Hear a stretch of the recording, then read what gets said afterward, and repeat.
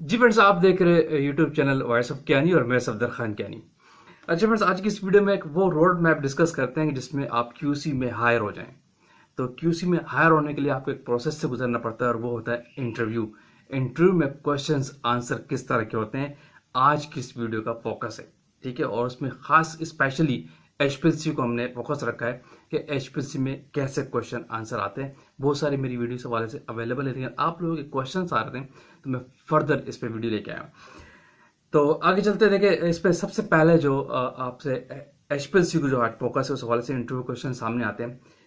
वो सबसे पहले आपसे पूछ लेता है कि एचपीएलसी के जो प्रिंसिपल क्या है, बेसिकली एचपीएलसी है क्या, इस पे क्या होता है। तो इसका आंसर आपने ये देना है। HPLC high performance liquid chromatographic technique है जिसमें आप एक मिक्सचर ऑफ कंपाउंड से एक पर्टिकुलर कंपाउंड को आइसोलेट कर लेते हैं on the basis of separation based on polarity. ठीक है, इसमें कॉलम इन्वॉल्व होता है और सिस्टम इन्वॉल्व होता है। कॉलम के अंदर दो तरह की फोर्सेस होती है, प्रोपेलिंग फोर्स होती है और ड्रैगिंग फोर्स होती है, जिसपे आपकी पोलैरिटी क्रिएट होती है, बेस आपकी सेपरेशन हो रही थी, आप पर्टिकुलर अपने कंपाउंड को आइसोलेट करते हैं। ये बेसिकली एक प्रिंसिपल है। अच्छा, इसमें फिर दूसरा सवाल एक और वो पूछता है कि which type of HPLC widely used.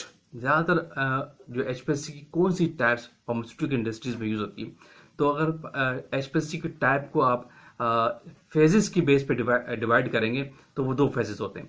एक होता है रिवर्स फेज क्रोमेटोग्राफी और एक होता है नॉर्मल फेज क्रोमेटोग्राफी। तो ज़्यादातर जो फार्मास्यूटिकल इंडस्ट्रीज में काम हो रहा होता है वो आप रिवर्स फेज क्रोमेटोग्राफी में काम करते हैं, जिसमें कि आपका जो मोबाइल फेज है, मूविंग सॉल्वेंट है, वो मोर पोलर होता है as compare to stationary phase. और इसमें आपका स्टेशनरी फेज लेस पोलर होता है as compare to mobile phase. ठीक है, ये वाली टाइप जो है एचपीएलसी की फेज के बेस पे, तो रिवर्स फेज क्रोमेटोग्राफी की जो टाइप है ये ज़्यादातर फार्मास्यूटिकल इंडस्ट्री में यूज होती है, क्योंकि मोस्टली ऑर्गेनिक कंपाउंड्स में आइसोलेट हो रहे होते हैं।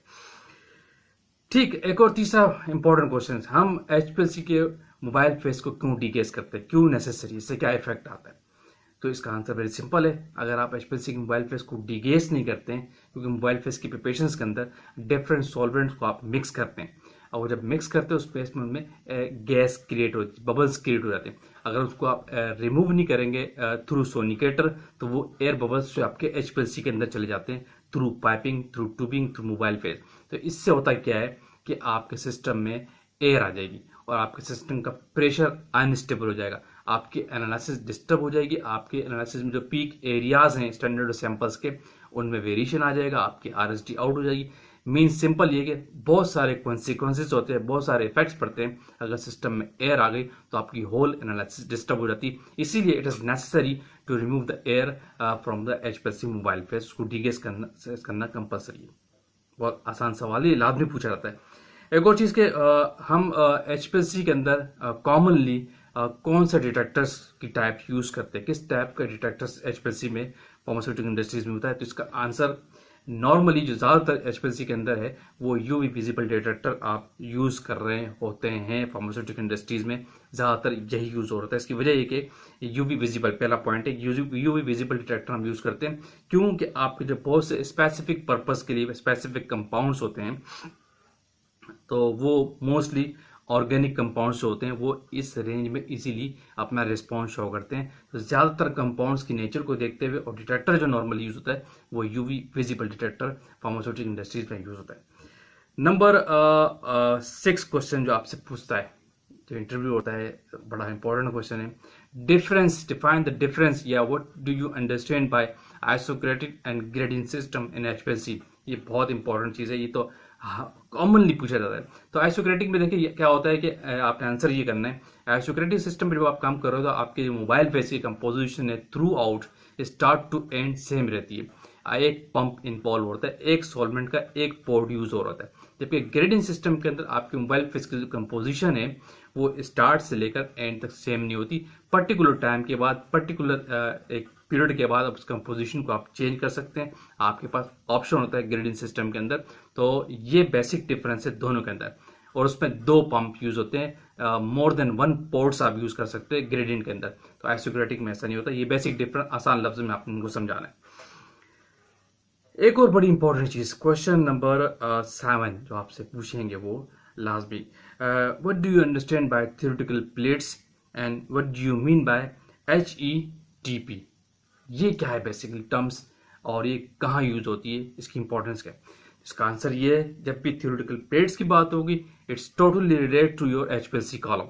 कॉलम से कंसर्न इसका directly, column heart of the HPLC कहलाता है, जहाँ पे आपकी सारी सेपरेशन हो रही होती है। इसका आंसर आपने यूज देना, ठीक है। और थ्योरेटिकल प्लेट्स का एक इमेजिनरी प्लेट्स है कॉलम के अंदर, जो डिफरेंट लेयर्स ऑफ द टेस्टनरी फेज की होती हैं, जिससे कॉलम की एफिशिएंसी काउंट होती है, ठीक है। इतनी थ्योरेटिकल प्लेट्स ज्यादा होती है, कॉलम की एफिशिएंसी उतनी अच्छी होती है, आपका रेजोल्यूशन अच्छा आता है, आपकी पीक शेप अच्छी आती है। इसीलिए ये कंसर्न है डायरेक्ट कॉलम के साथ। दूसरा टर्म्स है कि HETP क्या है, हाइट इक्विवेलेंट थ्योरेटिकल प्लेट्स क्या है। इसको हम कहते हैं क्या, हाइट इक्विवेलेंट थ्योरेटिकल प्लेट्स। ये बेसिकली डिस्टेंस है बिटवीन जो इमेजिनरी कॉलम की थ्योरेटिकल प्लेट्स होती है उनके दरमियान एक डिफरेंस है। कितना डिफरेंस है उसको हम हाइट इक्विवेलेंट थ्योरेटिकल प्लेट्स कहते हैं। ये डिफरेंस जितना कम होता है आपकी रेजोल्यूशन उतना अच्छा आता है, पीक शेप आपकी अच्छी होती है और आपकी कॉलम की परफॉर्मेंस अच्छी काउंट होती है। कॉलम की जितना जो हाइट इक्विवेलेंट थ्योरेटिकल प्लेट से डिस्टेंस कम होता है, कॉलम आपको उतना मोर एफिशिएंट काउंट होता है। ये इसका आपने आंसर देना है। एक और चीज बहुत important, what is troubleshooting, यानी what do you understand by troubleshooting, basically क्या है। इस आप आंसर ये करना है, क्वेश्चन नंबर 9 है कि ट्रबल शूटिंग बेसिकली वो टर्म है जिसमें आप HPLC में ड्यूरिंग एनालिसिस जो प्रॉब्लम फेस करते हैं, नंबर ऑफ प्रॉब्लम HPLC के अंदर आते हैं, उनको सॉल्व करना HPLC की ट्रबल शूटिंग कहलाती है, ठीक है। आपने सिंपल आंसर करना है। इसी के साथ इसी से टर्म से क्वेश्चन 10 पे वो आपसे पूछता है दोबारा कि ट्रबल शूटिंग किस किस टाइप्स की होती है, किस तरह के प्रॉब्लम्स HPLC के अंदर आते हैं, थोड़ा इसको हमें बताएं। तो इसका आंसर आपने बड़े आसान तरीके से देना है और आसान लफ्जों में देना है कि HPLC की टाइप्स ऑफ प्रॉब्लम जो ट्रबल शूटिंग में आते हैं, टेलिंग का प्रॉब्लम आता है जिसमें आपकी पीक एंड पॉइंट से टेल हो जाती है, पीक शेप का प्रॉब्लम आता है, शोल्डरिंग आ जाती है, सही है, रेजोल्यूशन ठीक से नहीं आ रहा, पीक शार्प नहीं आ रही, पीक ब्रॉड आ रही है, तो ये सारे प्रॉब्लम HPLC ट्रबल शूटिंग में आता है। एच सिस्टम में एयर ट्रैप होगी, ये ट्रबल शूटिंग का पार्ट है। एयर कैसे रिमूव करनी, ट्रबल शूटिंग का पार्ट है। सिस्टम के अंदर RSD ठीक नहीं आ रही, क्या वजह है, ट्रबल शूटिंग का पार्ट है। तो ये इस सारे प्रॉब्लम, इस टाइप्स के कॉमनली जो प्रॉब्लम एनालिस्ट फेस करता है वो टाइप्स ऑफ ट्रबल शूटिंग के प्रॉब्लम्स कहलाते हैं। इस तरह के प्रॉब्लम नॉर्मली ट्रबल शूटिंग में आप देख रहे होते हैं। इस तरह आपने इसका आंसर करना है। अच्छा, एक और चीज बहुत ही इंपॉर्टेंट चीज है